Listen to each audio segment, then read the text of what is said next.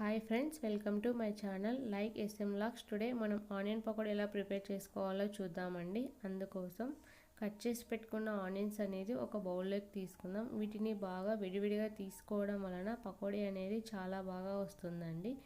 ఇందులో 2 table spoons of corns powder,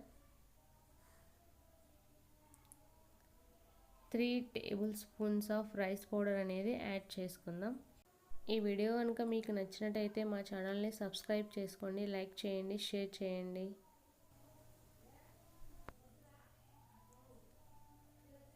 ఇందులోనే 1 table spoon of chilli powder కూడా add చేసుకోండి.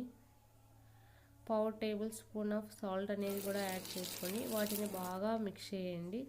ఇందులోనే కొంచెం బేకింగ్ సోడా అనేది కూడా యాడ్ చేసుకోండి, కొంచెం వాటర్, అన్నీ మిక్స్ చేసుకోండి బాగా. తర్వాత ఆయిల్ అనేది హీట్ అయిన తర్వాత అందులో పకోడీ అనేది వేసుకోండి. ఇలా వేసుకున్న తర్వాత మెరూన్ రెడ్ కలర్ వచ్చేసి తీసేసి ఒక ప్లేట్ తీసుకొని అందులో టిష్యూ పేపర్ వేసుకొని పకోడీ అనేది వేసుకోండి. పకోడీ అనేది ఇలా వస్తుంది.